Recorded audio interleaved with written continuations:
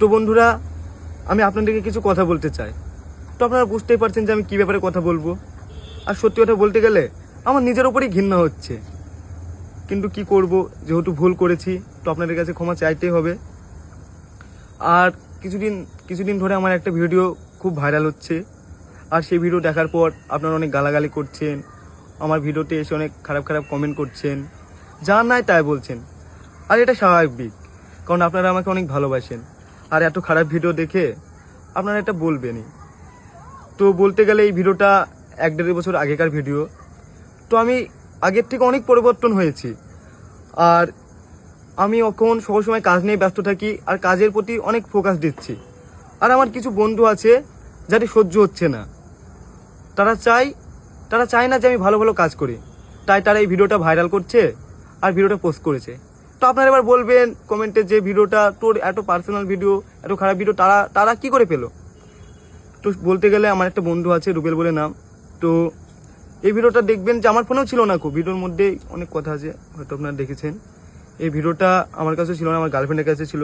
তো আমরা শ্যুট করছিলাম, তখন আমাদের দুটো ফোন তার কাছে দিয়েছিলাম। তো আমাদের ফোনের সে পাসওয়ার্ড জানতো, আর তাকে আমরা অনেক বিশ্বাস করতাম, তাই তাকে সব কিছু বলতাম। তো সে আমাদের ফোন থেকে ভিডিওটা নেওয়ার পরে আমাকে কন্টিনিউ ব্ল্যাকমেল করে। তো সত্যি বলতে গেলে আমি ওর কাছেই ছিলাম অনেকদিন ধরে, আমাকে যা বলতো তাই শুনতে হতো। তো কি মনে হলো যে ও আমাকে ব্ল্যাকমেল করতে করতে আমার এত পরিমাণে রাগ হয়ে গেছিলো, সেই জন্য আমি ওর সাথে কন্ট্যাক্ট করাই বন্ধ করে দিই। তো সে রাগের মাথায় এই ভিডিওটা পোস্ট করে দেয়। কিন্তু আমি ভাবতে পারিনি যে সে ভিডিওটা পোস্ট করবে, কারণ তাকে ভাই মনে করতাম, তার সাথে অনেক দিন ছিলাম। সে একবারও ভাবতে পারতো যে সে আমার যত শত্রু হোক, সে যদি আমাকে মারতো তাও মেনে নিতাম, কিন্তু ভাবিনি যে সেই ভিডিওটা পোস্ট করবে। এবার আপনারা বলবেন যে তোর এইসব বানানো কথা। তো চলেন আমি আপনাদের কিছু প্রমাণ দিচ্ছি, কিছু ভিডিও দেখাই, তাহলে আপনারা বুঝতে পারবেন। ভিডিও শোনেন। যে আমরা সবিকে যদি ভিডিও পোস্ট হ্যাঁ, তোরা সবিকের ভিডিও যদি আমার ফোন থেকে যদি পোস্ট হয় বা আমি যদি পোস্ট করি, এই ভিডিও তোমার চাই আর কারো কাছে নেই। হ্যাঁ, আমার কাছে সবিকের কোনো নেই, তাহলে তুমি তোমার ফোন থেকে এডিট করে দিবা। হ্যাঁ হ্যাঁ হ্যাঁ, তাহলে ভিডিও তো বলো যে আমার ভিডিওটা করার পরে তুমি এডিট করবা। হ্যাঁ তোমার ভিডিও করার পরে সব এডিট করে দেব। হ্যাঁ, তো এডিট করবো মানে তোমার কোনো জিম্মেদারি নেই, টোটাল জিম্মেদারি আমার, তাই তো? তাহলে এই ভিডিও যদি পোস্ট হয় তার জন্য দায়ী আমি রুবেল। তো আপনারা দেখতে পেলেন। আর আমি আপনাদেরকে কিছু একটা রেকর্ড শোনাচ্ছি, একটা ছোট করে, এই রেকর্ডিংটা শোনেন। আমি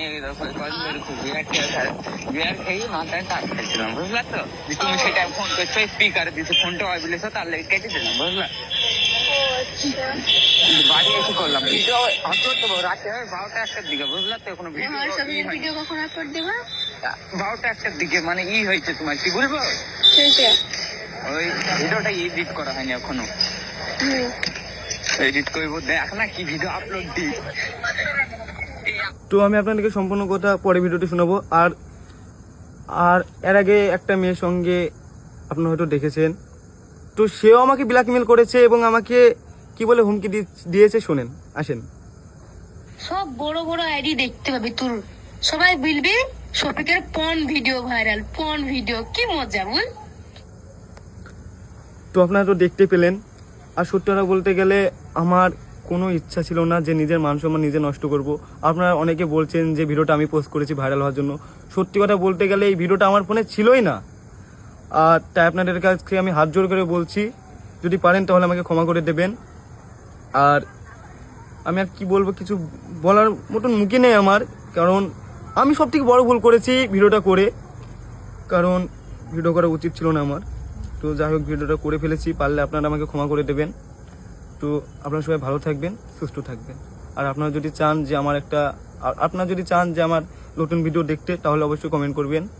আর কিছু ভাই দেখে, বোন দেখে বলছি, প্লিজ আমাকে ক্ষমা করে দেবেন। আর কিছু ভাইয়েরা আমার ভিডিওটা খুব পোস্ট করছেন, তো তাদেরকেও বলছি, ভাই তোমরা ভিডিওটা পোস্ট করো না। আর কি বলবো, কিছু বলার নেই। তো তোমরা ভালো থাকো, সুস্থ থাকো।